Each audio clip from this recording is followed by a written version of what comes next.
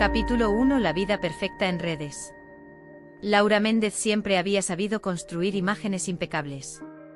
Era, después de todo, especialista en comunicación y relaciones públicas. Alguien acostumbrada a moldear discursos, a cuidar palabras, a pulir fotografías hasta que transmitieran exactamente el mensaje que ella deseaba. Su vida profesional se había convertido en una especie de laboratorio estético donde todo debía parecer brillante, convincente y, sobre todo, sin fisuras. Ese mismo talento lo trasladó, casi sin darse cuenta, a su vida personal. En su perfil de Instagram, en sus publicaciones de Facebook, en las breves historias que compartía en Twitter. Laura dibujaba un universo donde el amor de pareja se presentaba como sólido e inquebrantable. Donde su matrimonio con Javier se veía tan armónico que muchos de sus conocidos llegaban a suspirar con envidia. Las fotos siempre mostraban sonrisas perfectamente sincronizadas. Cenas románticas en restaurantes de moda en Madrid, paseos por el Parque del Retiro con la luz dorada del atardecer reflejada en el estanque, viajes cortos a Lisboa o a la costa de Andalucía. Incluso los domingos perezosos en casa aparecían editados con filtros cálidos, mostrando a Javier y a ella compartiendo un café o cocinando juntos. «¡Qué suerte tienes, Laura!», de haber encontrado a un hombre tan atento, le escribían sus amigas en los comentarios. «Parecéis sacados de una película», añadía otra.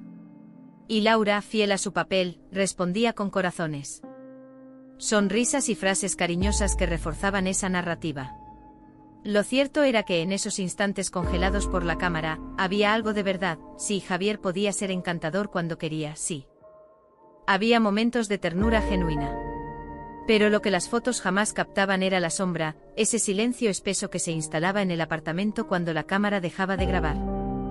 Nadie veía la tensión en la mirada de Laura, el modo en que sus hombros se contraían apenas Javier fruncía el ceño, o la manera en que sus manos temblaban al servirle un plato. Temiendo que cualquier detalle insignificante desencadenara una discusión. En el mundo digital, Laura era una mujer plena, dueña de su historia, orgullosa de mostrar un matrimonio ejemplar. En el mundo real, cada día se sentía un poco más atrapada. Aquella mañana de abril, mientras se preparaba para ir a la oficina, Laura revisaba rápidamente los mensajes que había recibido tras publicar la foto de la noche anterior, una velada en un pequeño restaurante de Chueca. Había escogido cuidadosamente el ángulo para que se viera la copa de vino, la sonrisa de Javier y el ambiente íntimo del lugar. Celebrando nuestro 7º aniversario. Había escrito como pie de foto, acompañando la frase con un emoticono de corazón rojo.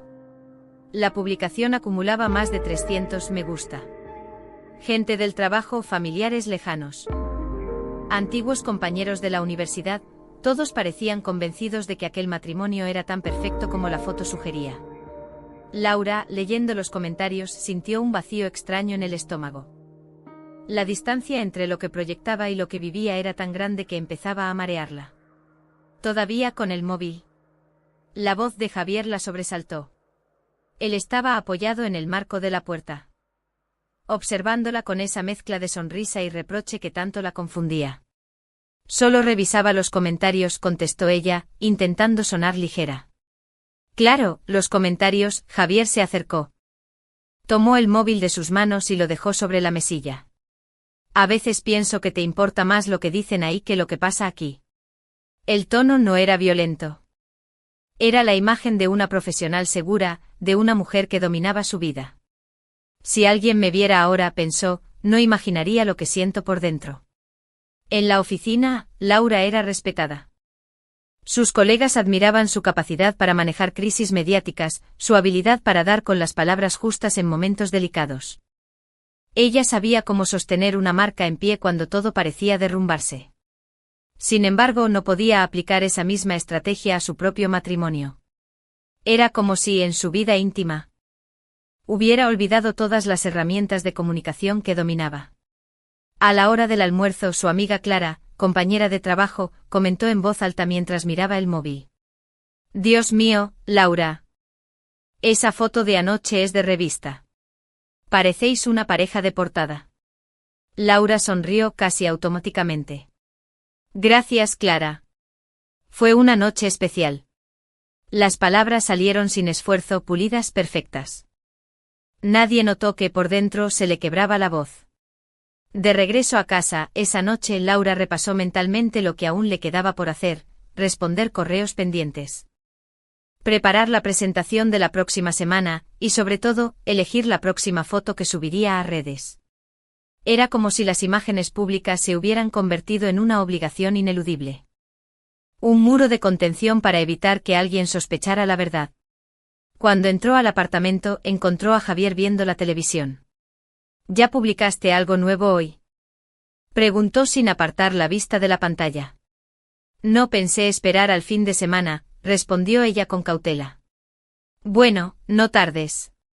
A la gente le gusta vernos juntos. Les das envidia, ¿sabes? Aquella frase, dicha con una sonrisa orgullosa, le provocó un escalofrío. No porque fuera falsa, sino porque confirmaba lo que Laura temía: su matrimonio era, en gran parte, una escenografía montada para la mirada ajena. Se preguntó cuántos de sus seguidores imaginarían que tras esa fachada existía un silencio helado, discusiones apagadas y un control constante sobre su vida.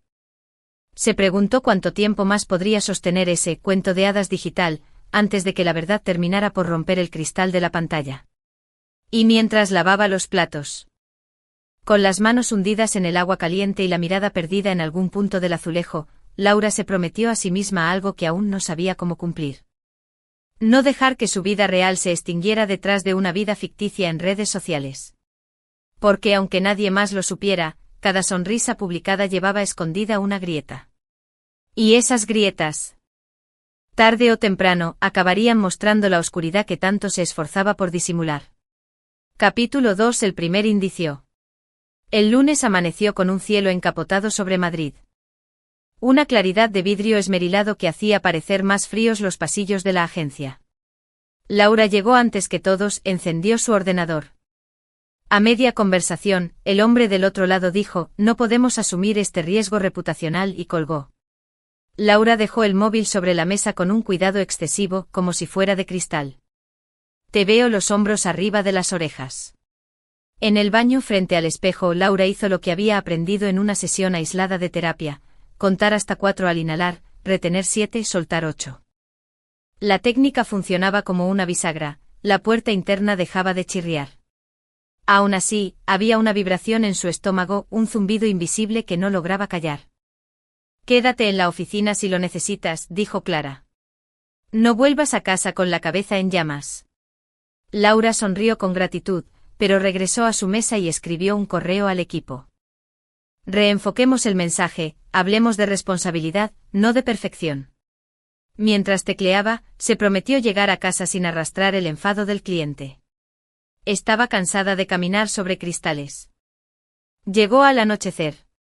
El apartamento olía a ambientador nuevo, una vainilla demasiado dulce. Javier estaba en la cocina, cortando tomates con la eficiencia de un chef. Pensé que te vendría bien algo ligero, dijo sin saludar. ¿Cómo te fue? Laura estuvo a punto de decir la verdad: un desastre. Pero notó la forma en que él sostenía el cuchillo. La tensión casi orgullosa de su mandíbula. Pudo ser mejor, dijo. Nada que no se arregle. Claro, porque tú lo arreglas todo, replicó él y sonrió. Esa sonrisa a Laura siempre le costaba descifrarla. ¿Era cariño o ironía?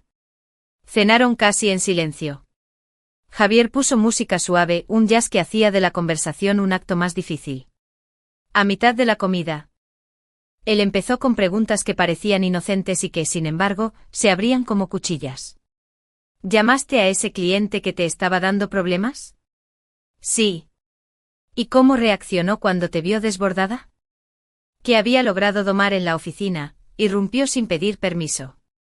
Laura se levantó de un salto y caminó hacia el baño. Necesitaba agua fría en la nuca, luz blanca, cerámica. ¿Otra vez? Escuchó detrás de ella. El otra vez la atraviesa siempre. No era la primera, ni sería la última. Cerró la puerta del baño, abrió el grifo y apoyó la frente contra el espejo. No pasa nada. Se dijo: no pasa nada.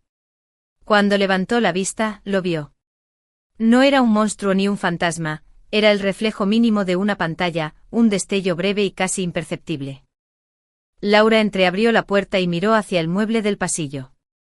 El móvil de Javier estaba apoyado contra una pila de libros, aparentemente boca abajo. Pero el ángulo no coincidía con la casualidad. La cámara, aunque oculta, apuntaba hacia el baño. ¿Javier? Preguntó con cautela. ¿Has dejado tu teléfono aquí? Sí, para cargar, respondió. ¿Pasa algo? Podía decir, está raro. Está mirando hacia acá, ¿por qué? No lo hizo. La costumbre de negociar con el conflicto le dictó silencio. Cerró la puerta y se enfocó en el agua, en la respiración. Cuando salió, el teléfono ya no estaba. Javier estaba de pie, apoyado en el marco con una expresión neutra. ¿Mejor?, preguntó.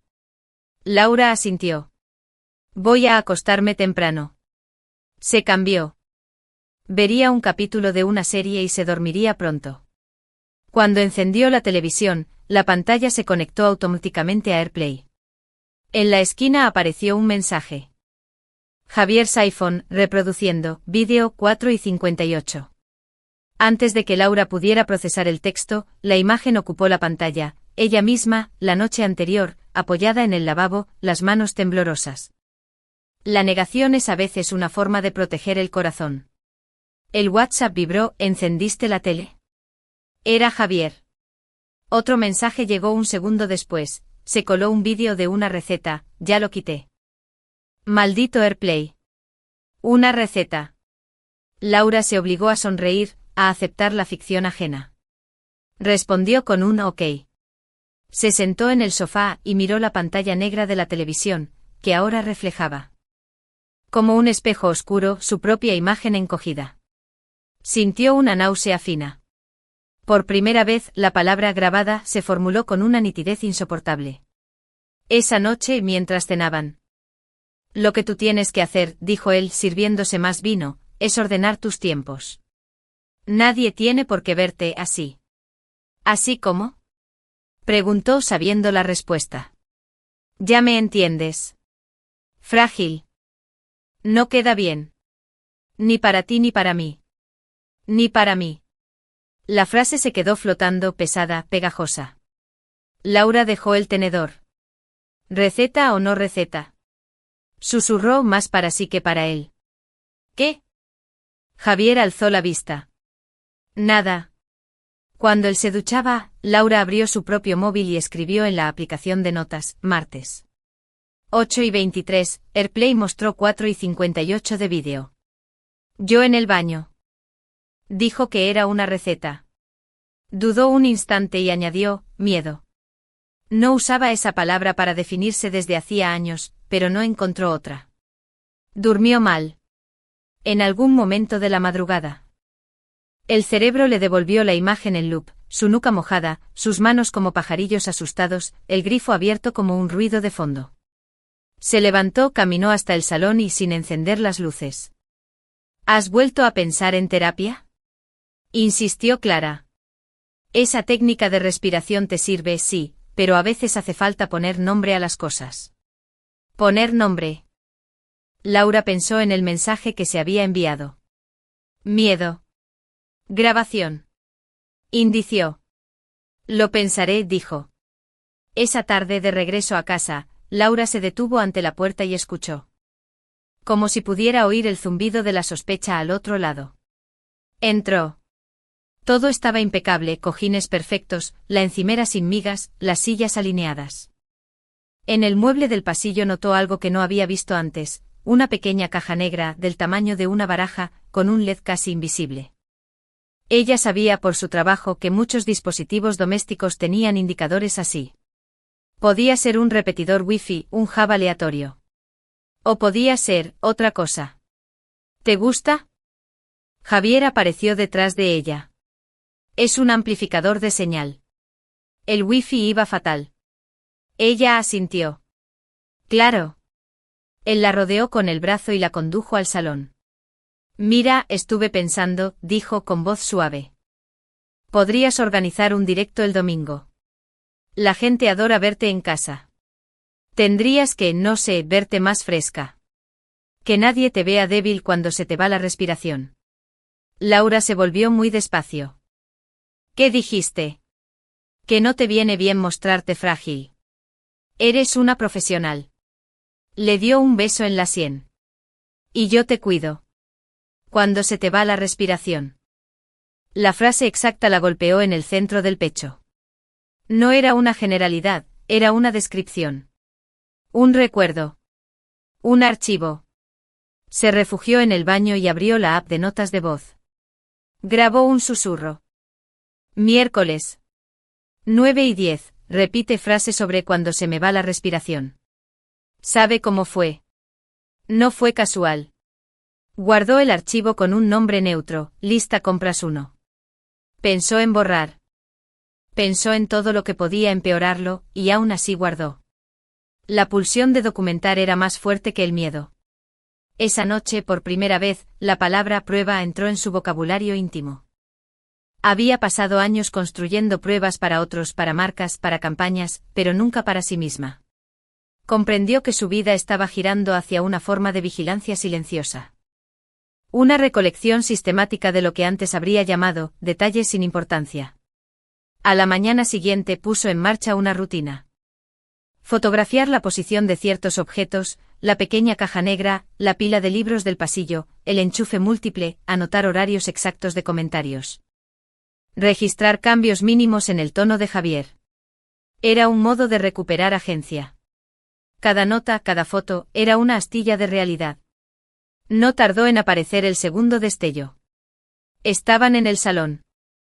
Un jueves cualquiera, cuando la televisión, sin que nadie la tocara, mostró durante milésimas de segundo un panel de miniaturas, pequeños rectángulos con capturas de pantalla.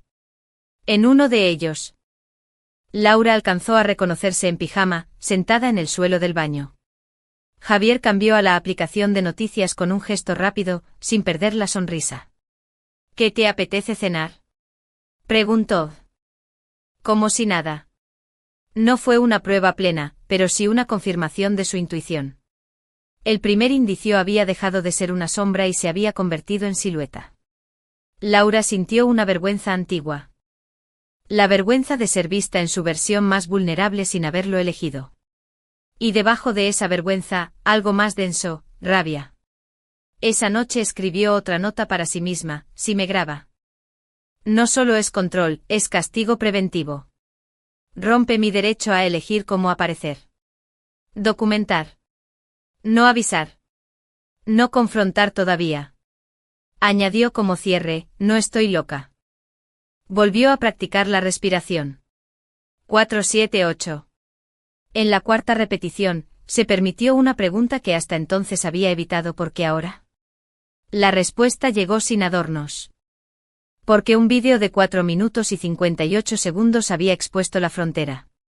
Porque él ya no necesitaba palabras para recordarle su fragilidad, tenía imágenes. ¿Y por qué?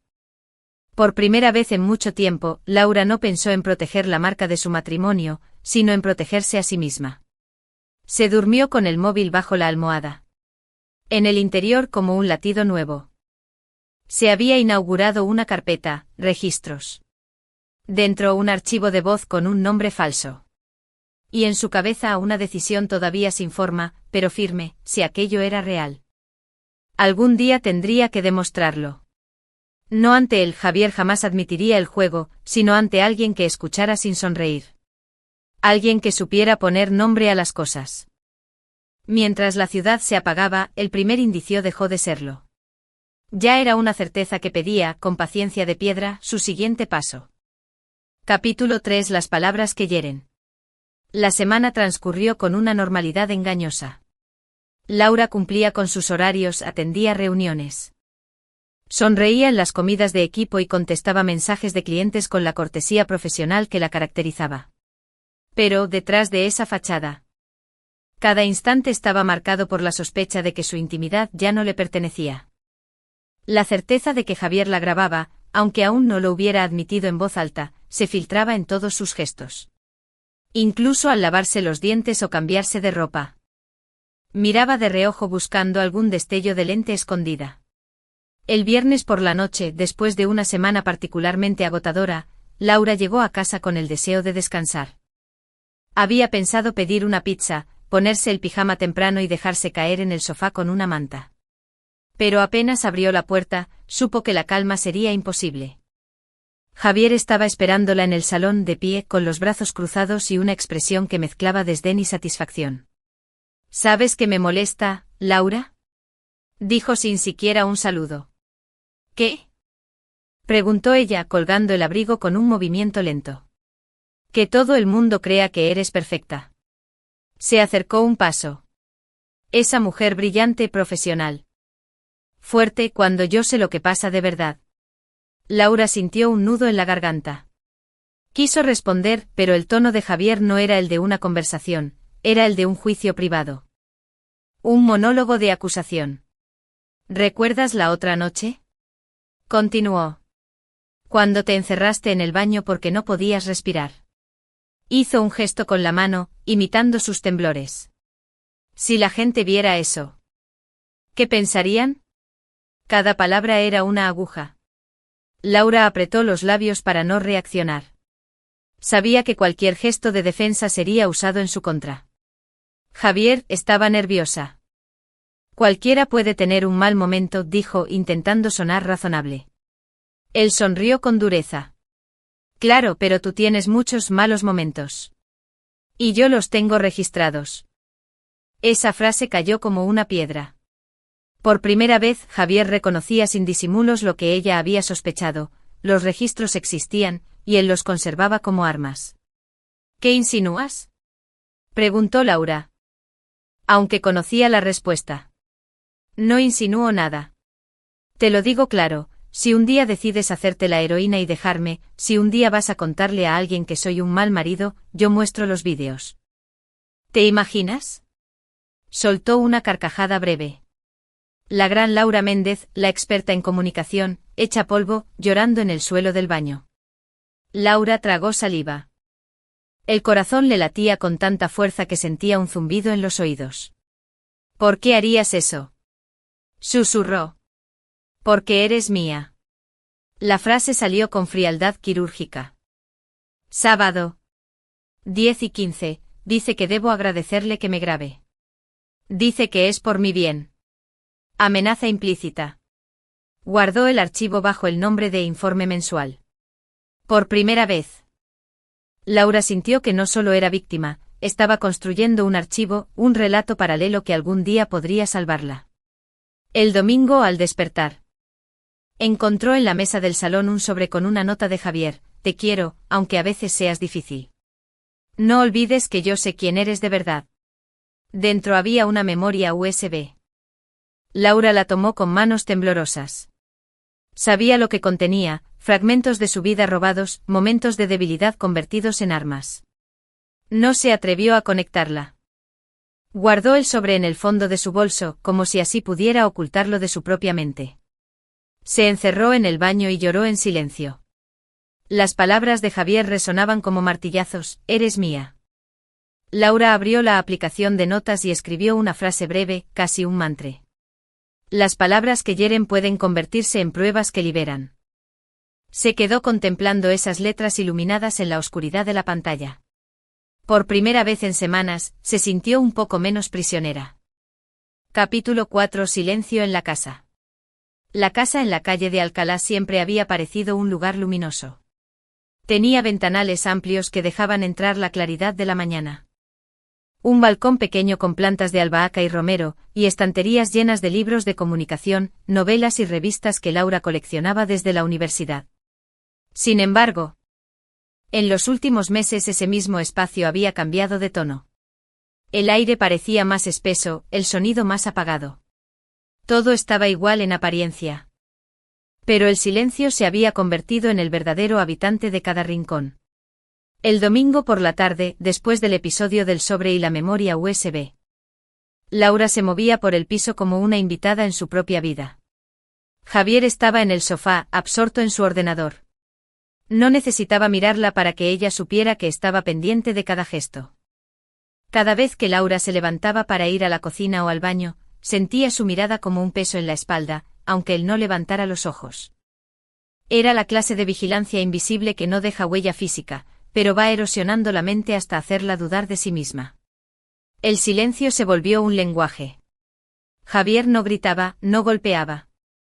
Bastaba con no responder a sus frases, con prolongar una pausa, con dejar flotando un comentario a medias.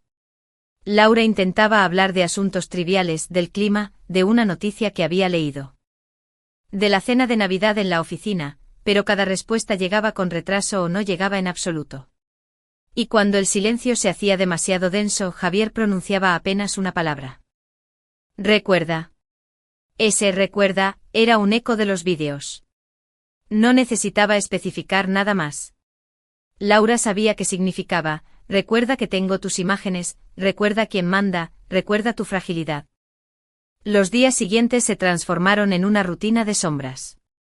Laura salía temprano hacia la oficina, fingiendo normalidad, y volvía al anochecer con la misma máscara.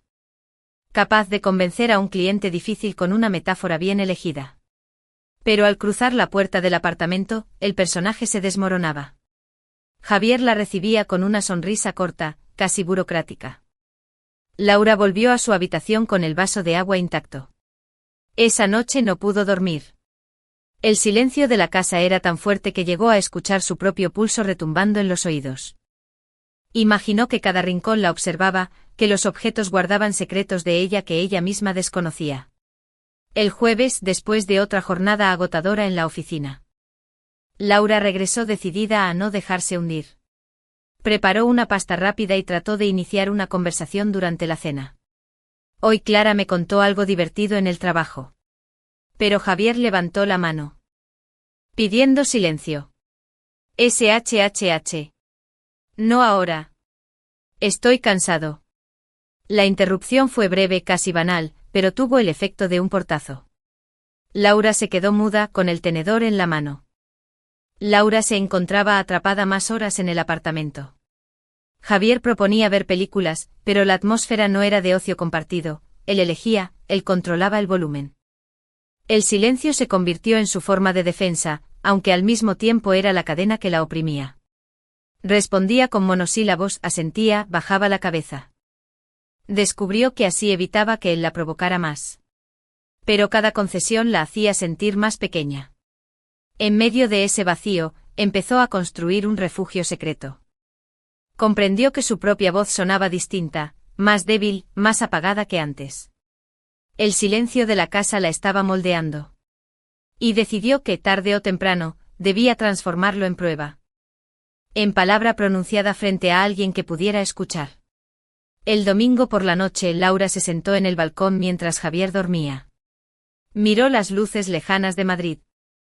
Los coches cruzando la Gran Vía, las risas de los jóvenes que subían desde la calle. Todo parecía tan normal fuera de esas paredes, tan lleno de vida.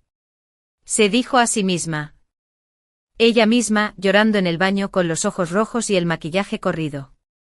Laura se quedó helada. ¿Qué es esto?, preguntó, aunque sabía perfectamente qué era. Javier se levantó despacio, como disfrutando del efecto que causaba. Es un recordatorio, dijo con esa calma que siempre la aterrorizaba más que un grito. Un recordatorio de lo que guardo conmigo. Laura sintió que las piernas le temblaban. ¿Por qué lo pones en la televisión? Él se acercó un paso más. Para que entiendas que yo decido cuándo se ve y cuándo no. Para que recuerdes que no puedes escapar de mí. El miedo subió como una ola helada. Laura intentó recuperar la compostura. Esto es ilegal, Javier. No tienes derecho a grabarme. Él soltó una carcajada seca. ¿Ilegal? ¿Y quién va a creerte? ¿Tus colegas del trabajo, esos que piensan que eres la mujer perfecta? ¿Tus clientes? ¿Que confían en ti como la gran experta en comunicación?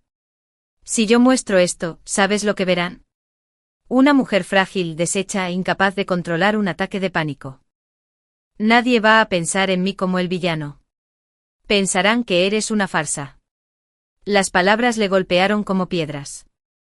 Laura se quedó sin aire. ¿Qué quieres de mí?, logró articular. Javier sonrió, acercándose lo suficiente para que ella sintiera su aliento. Quiero que te quedes. Que no vuelvas a mencionar la idea de separarte. Que siga siendo mi mujer, sonriente en las fotos. Lo usó para amenazarme, dijo que si intentaba dejarlo lo mostraría a todos. Me obliga a quedarme. Esto es chantaje. Guardó el archivo bajo un nombre neutro, Informe Q3 borrador. Lo escuchó una vez para asegurarse de que la voz quedara clara. La sensación de dejar un rastro le dio un mínimo consuelo. Como si hubiera abierto una rendija en la muralla de silencio que la rodeaba. Al día siguiente Javier actuó como si nada hubiera pasado. Preparó el desayuno. Habló del partido de fútbol del domingo y le preguntó a Laura si quería salir a cenar esa noche. Su actitud despreocupada era aún más inquietante. Le demostraba que estaba tan seguro de su poder que podía alternar entre la amenaza y la normalidad sin esfuerzo. Laura se limitó a asentir, fingiendo una calma que no tenía. Mientras recogía los platos, él se acercó por detrás y le susurró al oído. Eres más guapa cuando no discutes. La frase, aparentemente inofensiva, era otra cadena. Una forma de recordarle que incluso su silencio estaba bajo control. El domingo por la tarde, Javier llevó el chantaje un paso más allá. Laura estaba trabajando en la presentación de un nuevo cliente cuando recibió un mensaje en su correo personal. El remitente era una cuenta desconocida, pero el contenido no dejaba dudas. Un fragmento de vídeo de ella llorando en la ducha, acompañado de un breve texto: solo yo decido dónde termina este vídeo. ¿Recuerda? Laura miró a Javier, estaba a pocos metros viendo televisión. Él levantó la vista, le guiñó un ojo y volvió a concentrarse en la pantalla. Fue entonces cuando Laura comprendió que el chantaje no era solo una amenaza latente, era una guerra psicológica activa. Una campaña de terror diseñada para quebrarla poco a poco. Esa misma noche Laura llamó a su amiga Clara. Lo hizo desde la calle, caminando rápido bajo el frío de Madrid, con el corazón desbocado. ¿Puedes hablar?, preguntó con la voz quebrada. Claro, ¿qué pasa?, respondió Clara, alarmada. Laura estuvo a punto de contarle todo, pero se detuvo. El miedo era demasiado grande. En su mente resonaban las palabras de Javier: nadie te va a creer.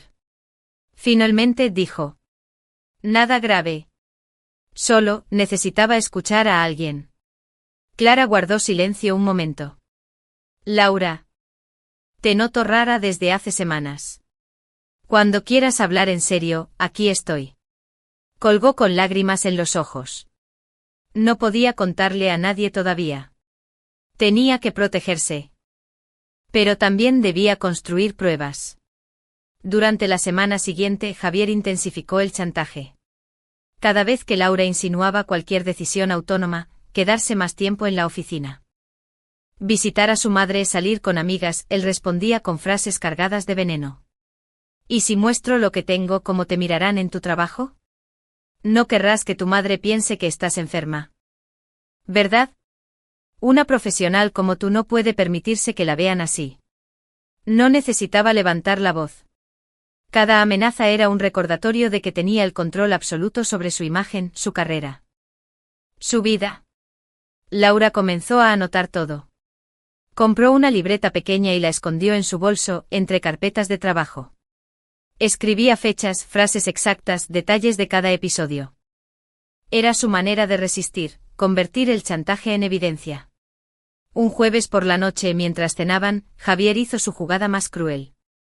He pensado que deberíamos renovar los votos de matrimonio, dijo con tono ligero.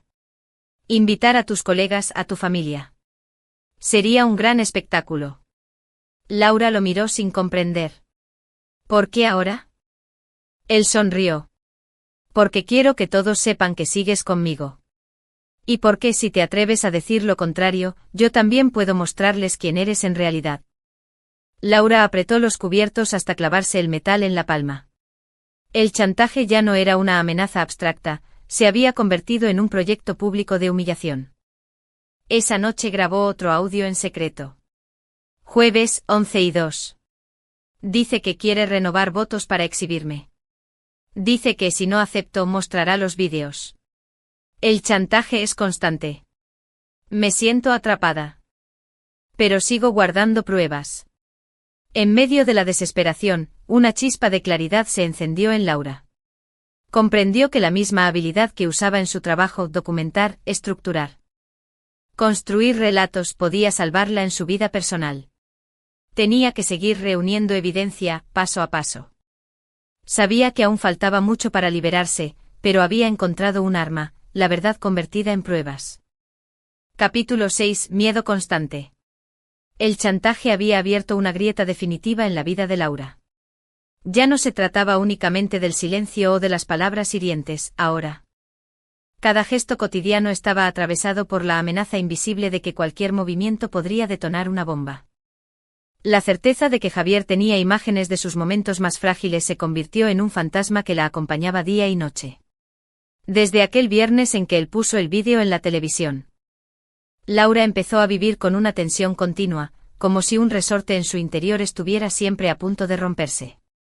La ansiedad, antes esporádica, se volvió permanente. Despertaba sobresaltada en la madrugada, convencida de que había escuchado un clic de cámara o el zumbido de un dispositivo. A veces, incluso en la oficina, le parecía que la observaban. Levantaba la vista de la computadora y sentía que los ojos de sus compañeros se posaban sobre ella más de la cuenta, como si supieran algo. «Laura, ¿estás bien?», preguntó Clara una mañana, notando su palidez. «Sí, solo no dormí mucho», respondió, evitando la mirada. Era más fácil fingir cansancio que explicar el miedo constante que le recorría el cuerpo como un veneno invisible. En casa, el ambiente se volvió insoportable. Javier no necesitaba repetir las amenazas todos los días, bastaba con dejar el sobre con la memoria USB en un cajón visible. No estaba limitado a los momentos de amenaza directa, impregnaba cada minuto, cada actividad cotidiana. Al ducharse, Laura miraba varias veces alrededor para asegurarse de que no hubiera dispositivos ocultos. Al vestirse, cerraba las cortinas incluso cuando estaba sola. Al hablar por teléfono, soñó que estaba de pie frente a un auditorio lleno de gente. Todos la miraban en silencio. En la pantalla gigante detrás de ella aparecían sus vídeos, ella llorando con el rostro descompuesto, con la respiración entrecortada. En el sueño intentaba explicar, gritar que era una víctima, pero la voz no salía. Solo se oía la risa de Javier, amplificada por altavoces. Despertó empapada en sudor con un grito ahogado en la garganta. Se levantó de la cama y con las manos temblorosas, grabó un nuevo audio en su móvil. Martes 3:10 de la madrugada. Pesadillas. Veo mis vídeos proyectados frente a todos. El miedo me persigue incluso dormida. No puedo descansar. Él está ganando terreno en mi cabeza. Escucharse a sí misma describiendo el terror la hizo llorar de nuevo. Pero también la convenció de que debía seguir documentando, aunque fuera doloroso. El miedo constante comenzó a erosionar su salud física. Perdió peso sin proponérselo. Sus ojeras se acentuaron, la piel se volvió opaca, y en la oficina sus compañeros lo notaban. Deberías tomarte unos días de descanso, le sugirió su jefe durante una reunión. Te ves agotada. Laura sonrió mecánicamente. Estoy bien, de verdad. El proyecto me tiene absorbida, nada más. Mentir era más sencillo que admitir que vivía en una prisión psicológica. Lo peor era la soledad. Aunque tenía amigas, colegas y a su madre, el chantaje de Javier la había aislado. El miedo a que él cumpliera su amenaza la mantenía en silencio. Cada vez que pensaba en contar la verdad, recordaba sus palabras: ¿quién va a creerte, quién va a confiar en ti cuando te vean así? Ese eco se repetía como un mantra cruel. Laura empezó a dudar incluso de su propia percepción. ¿Y si realmente nadie la apoyaba? ¿Y si, en lugar de justicia, encontraba humillación? El miedo la atrapaba en un círculo sin salida, callaba para protegerse, pero ese silencio la hundía más. Un viernes por la tarde, al regresar del trabajo, encontró sobre la mesa una nota escrita por Javier. Te vi muy sonriente con ese compañero tuyo. Recuerda que tengo tus momentos de debilidad. No olvides lo fácil que sería compartirlos.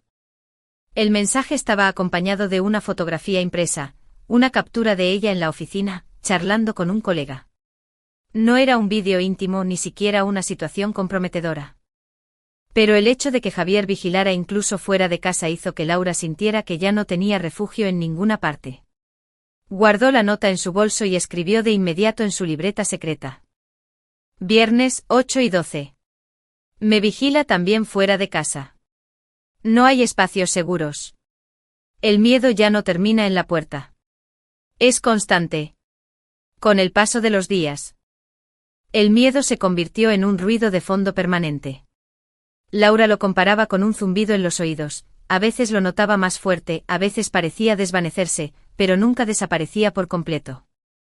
Aprendió a trabajar, a sonreír y a conversar con ese zumbido interno acompañándola. Sin embargo, también empezó a desarrollar una nueva percepción. Comprendió que si podía vivir con miedo todos los días, también podía usarlo como motor. Cada vez que grababa una nota de voz o escribía un detalle en su libreta, el miedo se transformaba en impulso. Si documento sobrevivo, se repetía. Un domingo, mientras Javier dormía la siesta, Laura se encerró en el balcón con el móvil. Algún día tendré que mostrar todo esto. Al terminar, guardó el archivo bajo el nombre Informe Anual Preliminar. Lo subió a una carpeta en la nube con una contraseña nueva. Por primera vez, sintió que había dado un paso para que su verdad no pudiera ser destruida tan fácilmente. El miedo constante seguía siendo un monstruo que la acompañaba a todas partes. En la oficina, esa versión florecía con una precisión casi quirúrgica. Llegaba puntual con el cabello perfectamente alisado. El traje planchado y el portátil lleno de presentaciones que lograban impresionar incluso a los clientes más exigentes. Nadie podía imaginar que la noche anterior había llorado en silencio en el baño o que había despertado de una pesadilla empapada en sudor. Para sus compañeros, era una mujer fuerte. En el trabajo controlaba la narrativa, en el apartamento, la narrativa la controlaba a ella. La contradicción era tan brutal que empezaba a sentirse partida en dos.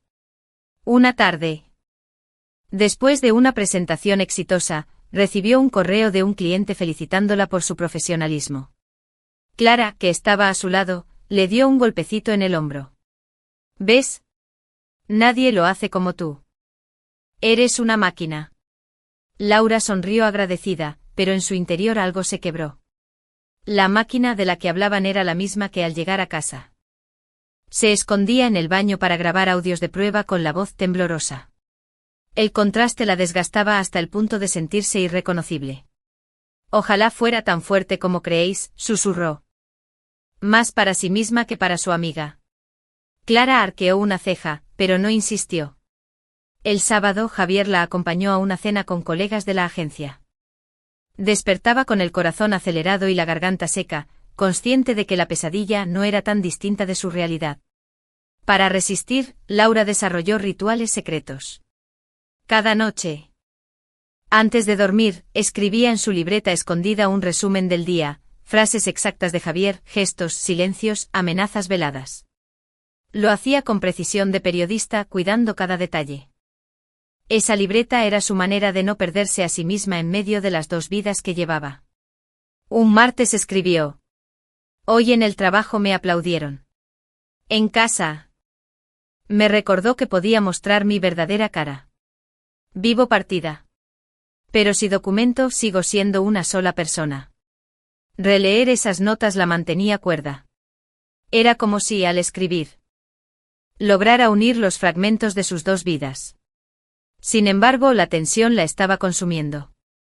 Empezó a tener migrañas, dolores de estómago y ataques de insomnio cada vez más frecuentes. Clara, preocupada, le sugirió que consultara a un médico. No puedes seguir así, Laura. Te estás desgastando demasiado. Laura la miró con el impulso de confesarlo todo. Hablar ante estudiantes de comunicación sobre gestión de crisis. Aceptó con entusiasmo, sabiendo que era una oportunidad para brillar. La noche anterior al evento, mientras ensayaba su discurso frente al espejo, Javier apareció en la puerta. Ensayas muy bien, dijo con una sonrisa torcida. Pero recuerda, la verdadera crisis eres tú. Laura se quedó helada. ¿Qué quieres decir?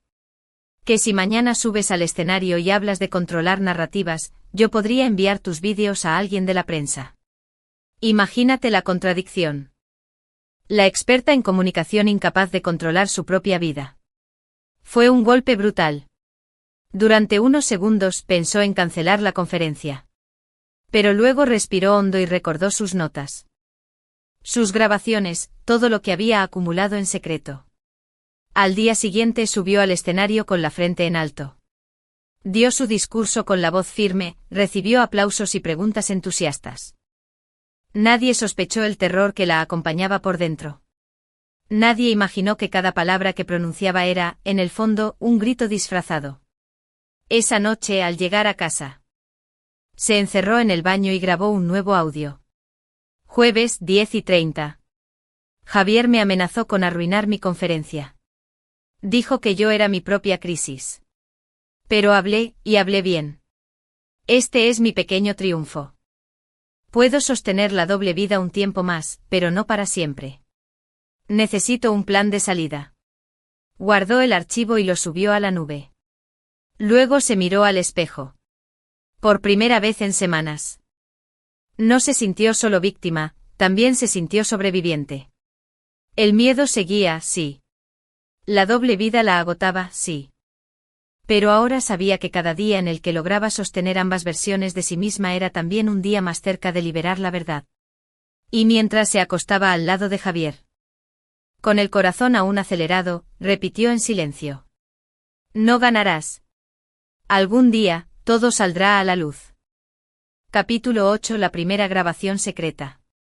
Laura llevaba semanas tomando notas escritas y grabando audios con su propia voz, describiendo cada amenaza de Javier, cada gesto, cada palabra que la hería. Sin embargo, algo dentro de ella sabía que tarde o temprano, necesitaría una prueba más contundente, una grabación directa de su marido ejerciendo el chantaje. Era un paso peligroso, pero necesario. La idea se instaló en su cabeza una tarde de sábado, mientras limpiaba la casa. Pasó el trapo por la mesa del salón y encontró, bajo una pila de revistas, otra nota de Javier. Recuerda que lo tengo todo. Era apenas una frase sin contexto, pero bastaba para reabrir la herida. Laura se quedó inmóvil con el papel en la mano, y pensó. Si consigo captarlo diciendo esto en voz alta, ya no será solo mi palabra contra la suya. Esa misma noche, mientras Javier veía un partido de fútbol en la televisión, Laura se encerró en la habitación y revisó su móvil. Descubrió que la aplicación de grabadora podía funcionar en segundo plano sin que la pantalla se iluminara. Decidió ensayar. Grabó un par de minutos de silencio y los reprodujo. El archivo se guardó con normalidad. Era posible. Respiró hondo, consciente del riesgo. Si Javier llegaba a descubrirla, las consecuencias podrían ser terribles. Pero la decisión estaba tomada. La oportunidad llegó más rápido de lo esperado. El domingo por la mañana, Javier se acercó a ella mientras preparaba café. He estado pensando, dijo con tono casual. Últimamente trabajas demasiado. No me gusta. Laura, que había dejado el móvil sobre la encimera con la grabadora activada, contuvo el aliento. Es mi trabajo, Javier. No puedo abandonarlo. Él la miró con esa sonrisa torcida que tanto la inquietaba. No hablo de abandonarlo. Hablo de recordarte tus prioridades. Era justo lo que necesitaba, una amenaza explícita. Procuró mantener la calma. Eso no sería justo. Justo es relativo, contestó Javier, acercándose. Lo que sí es seguro es que yo decido que se muestra y que no. Las palabras quedaron grabadas en el aire, y también en su móvil. Laura sintió un escalofrío. Por primera vez. Luego lo renombró con un título neutro, Entrevista 1. Si alguien lo encontraba, no levantaría sospechas. Los días siguientes, Laura ensayó nuevas formas de obtener grabaciones. Empezó a dejar su móvil sobre la mesa, con la grabadora activa, cada vez que Javier la confrontaba. No siempre lograba capturar frases claras. A veces solo obtenía silencios tensos o comentarios ambiguos. Pero poco a poco fue acumulando fragmentos. Recuerda quién manda aquí. No querrás que tu madre vea lo que escondes. Eres mía. Alcanzó a bloquear la pantalla a tiempo, pero su corazón se desbocó. ¿Qué haces?, preguntó él con un gesto sospechoso. Nada, revisando unos correos del trabajo, improvisó. Javier la observó unos segundos, luego sonrió con frialdad. Ten cuidado, Laura. A veces la gente oculta cosas, y no termina bien. Ella asintió, fingiendo calma. Pero en su interior estaba aterrorizada. Sabía que si descubrían sus grabaciones, todo podría acabar mal. Una noche especialmente difícil, Laura decidió probar otro método. Colocó un pequeño micrófono de mano que había usado en la oficina, un obsequio de un cliente, dentro de una taza en el estante del salón. El dispositivo podía conectarse por Bluetooth al móvil y grabar sin levantar sospechas. Cuando Javier, después de la cena, comenzó a hablar de nuevo sobre la verdadera cara de Laura. La de la especialista en comunicación que todos admiraban, y la de la víctima que documentaba su propio cautiverio con la paciencia de una investigadora. Un sábado por la mañana. Laura se atrevió a escuchar todas las grabaciones de una sola vez. Cerró las cortinas, se sentó en el suelo con los auriculares puestos y dejó que la voz de Javier llenara la habitación. Fue doloroso. Como abrir heridas frescas. Pero también fue revelador. Al oírlo de manera continua, comprendió la magnitud del maltrato. Ya no eran frases aisladas ni impresiones subjetivas, era un patrón claro. Sistemático, brutal. Al terminar, respiró hondo. Por primera vez en meses, sintió que no estaba perdiendo la cabeza. El problema no era que ella exagerara, sino que él la destruía poco a poco. Y ahora tenía pruebas para demostrarlo. Esa noche, mientras Javier dormía, Laura abrió la aplicación de notas en su móvil y escribió. Hoy confirmé que mi vida no es una ilusión. Preparar café, revisar el correo en el móvil y elegir el traje que le daría la imagen de profesional segura de sí misma. Sin embargo, por dentro estaba agotada. El peso de las grabaciones que había acumulado era una mezcla de alivio y tormento, le daban fuerza, sí, pero también le recordaban a cada instante la pesadilla en la que vivía. En la oficina. El bullicio de la mañana la distrajo un poco. El equipo preparaba una presentación para un nuevo cliente, y la energía colectiva la ayudaba a sostener su máscara. Laura expuso sus ideas con claridad. Recibió elogios, tomó notas con precisión. A los ojos de todos, era la misma de siempre, brillante, resolutiva, confiable. Pero Clara, su amiga y colega más cercana, notaba los matices invisibles. Observaba cómo a veces Laura parecía perderse en pensamientos lejanos, cómo sonreía con un esfuerzo evidente o cómo se sobresaltaba cuando recibía mensajes en su móvil. ¿Te pasa algo?, le preguntó Clara al salir de la reunión. No, nada, contestó Laura con una sonrisa forzada. Solo estoy cansada. Clara la miró con suspicacia, pero no insistió. Esa misma tarde. Mientras ambas caminaban hacia la estación de metro, Clara volvió a intentarlo. Laura, sé que no soy tu confidente número 1, pero te conozco. Y algo anda mal. Laura bajó la mirada. El impulso de confesarle todo fue tan fuerte que tuvo que apretar los labios. No podía. El miedo seguía demasiado presente. De verdad, solo es trabajo. Intentó sonar convincente. Clara suspiró. Mira, no quiero incomodarte. Pero si alguna vez necesitas hablar, prométeme que me llamarás. Laura asintió. Lo prometo. Esa noche en el apartamento, Javier estaba extrañamente amable. Preparó la cena, le preguntó por su día y hasta propuso ver una película juntos. Laura se sintió atrapada en la contradicción. ¿Cómo podía ese mismo hombre que la amenazaba con vídeos mostrarse tan atento? Esa ambigüedad la desorientaba más que la violencia abierta. Después de cenar, Javier se inclinó hacia ella. Hoy te ves hermosa. Así me gustas, tranquila, sin discusiones. Laura sonrió débilmente. Por dentro ardía de rabia. Apenas pudo esperar a que se durmiera para tomar su móvil y grabar otro audio. Lunes, 11:50. Actúa como si todo fuera normal, pero cada palabra es un recordatorio de su control. No me grita, no me golpea, pero me encierra en un teatro donde solo él escribe el guión. No sé cuánto más podré soportar. Al día siguiente Clara apareció en su escritorio con 2 cafés. Hoy invito yo, dijo, dejándole el vaso. Y no me digas que todo está bien. Laura sonrió, sorprendida por la insistencia de su amiga. Gracias, lo necesito. Mira, continuó Clara bajando la voz, yo no sé qué pasa en tu vida privada. Y no quiero meterme donde no me llaman. Pero cuando alguien vive con tanto miedo, se nota. Laura parpadeó, helada. ¿Tanto se le notaba? No sé de qué hablas, murmuró, nerviosa. No tienes que explicarlo, dijo Clara. Solo quiero darte un consejo, busca ayuda. No cargues sola con lo que sea que te atormenta.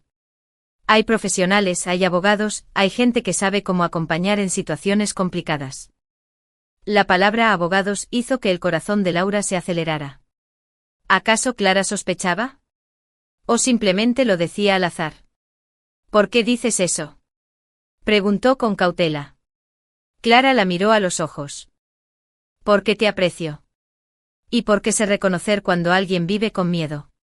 Yo también pasé por algo parecido hace años, y lo único que me salvó fue hablar con un profesional. Laura se quedó muda. Nunca había imaginado que su amiga pudiera entenderla tan bien. Esa tarde, al regresar a casa, la mente de Laura no paraba de dar vueltas.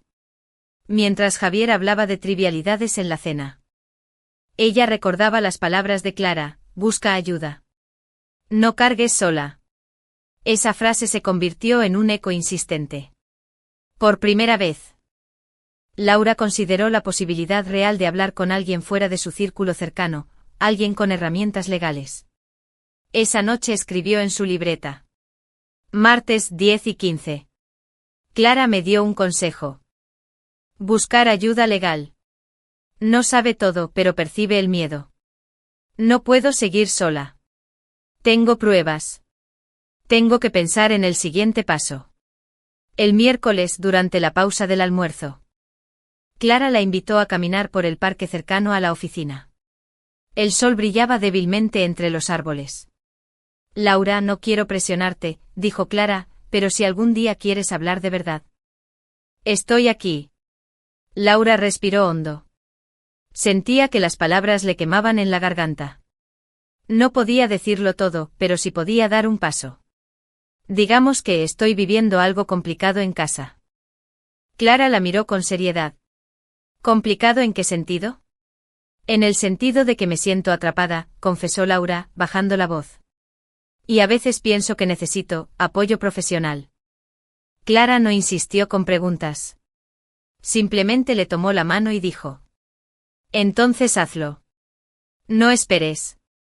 No tienes que darme detalles, pero sí prométeme que hablarás con alguien que sepa ayudarte. Laura asintió con lágrimas contenidas. Lo haré. Esa noche, mientras Javier dormía, Laura buscó en internet discretamente, Abogados Violencia Psicológica Madrid. Encontró varios nombres. Pero uno le llamó la atención, Carmen Ruiz, especialista en violencia de género y derechos de la mujer. Guardó la información en su móvil bajo un contacto falso, agencia de diseño. Era un riesgo. Pero también era el inicio de una salida. El consejo de su amiga había sido la chispa que necesitaba. Por primera vez en meses, Laura no solo documentaba, sino que pensaba en actuar. El miedo seguía siendo enorme, pero ahora estaba acompañado de una nueva palabra, esperanza. En su cuaderno escribió antes de dormir. Miércoles 11:40. Hoy di un paso. Clara me abrió los ojos. Ya no estoy tan sola. Quizá pueda escapar. Y al cerrar el cuaderno, Laura comprendió que el poder de una amiga no radicaba en resolver sus problemas, sino en recordarle que aún tenía derecho a hablar, a pedir ayuda, a soñar con la libertad. Capítulo 10. Consulta legal. El jueves amaneció con un cielo gris, cargado de nubes bajas que parecían reflejar el peso que llevaba Laura en el pecho. Desde la noche anterior. Despacho jurídico de Carmen Ruiz, buenos días. Laura tragó saliva. Hola, quería pedir una cita para una consulta. ¿Sobre qué tema? Preguntó la secretaria con tono cordial. Laura dudó.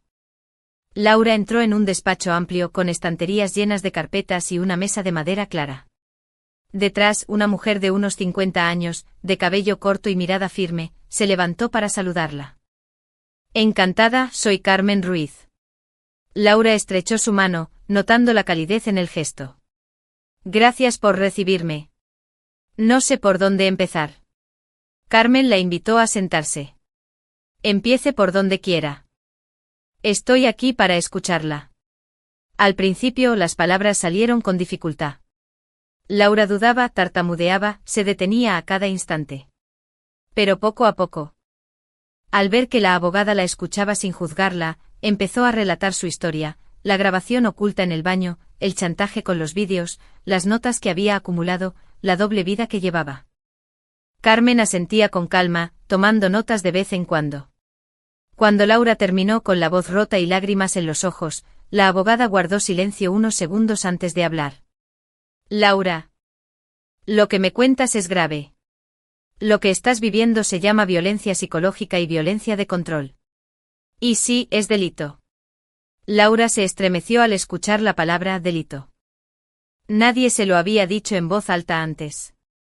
Pero él no me golpea, murmuró. No hace falta, respondió Carmen con firmeza. El maltrato no siempre es físico. El uso de vídeos íntimos para coaccionarte es chantaje. El control constante sobre tu vida es violencia. Y la amenaza de difundir tu intimidad es un delito tipificado. Laura la miró. Con mezcla de miedo y alivio. ¿De verdad alguien me creería? Carmen sonrió con suavidad.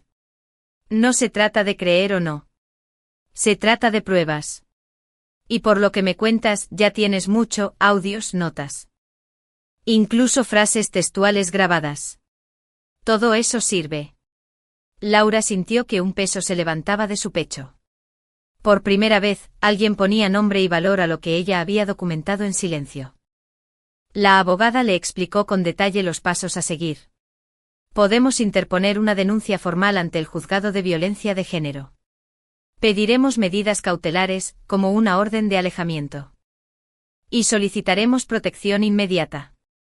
¿Y los vídeos? Preguntó Laura, temblando. ¿Y si él los difunde antes? Precisamente por eso hay que actuar, respondió Carmen. Si contamos con las pruebas. El juez puede ordenar que se le retire cualquier acceso a tus datos y dispositivos. Además, si llegara a difundirlos, sería un agravante que lo incrimina aún más. Laura asintió. Tratando de asimilar tanta información. Pero tengo miedo. Si se entera de que vine aquí. Ese miedo es normal, dijo Carmen. Por eso hay protocolos. Todo lo que hablemos aquí es confidencial. Tú decides cuándo dar el paso. Yo te recomiendo no esperar demasiado, porque la violencia psicológica se intensifica con el tiempo. Laura respiró hondo. Sacó de su bolso la libreta donde había anotado todo y el móvil con las grabaciones. Aquí está lo que he reunido. Carmen hojeó la libreta con cuidado, escuchó un fragmento de audio y asintió. Es un buen comienzo. Laura, créeme, no estás sola. Esto puede convertirse en un caso sólido. Las lágrimas rodaron por las mejillas de Laura. Era la primera vez en meses que sentía que alguien le tendía la mano de verdad. Gracias, susurró. De verdad, gracias. Al salir del despacho, el cielo gris se había despejado. Laura caminó por la calle con una sensación extraña, el miedo seguía ahí, pero ya no era absoluto. Ahora tenía un plan, una aliada, un camino hacia la libertad. Esa noche en su cuaderno secreto.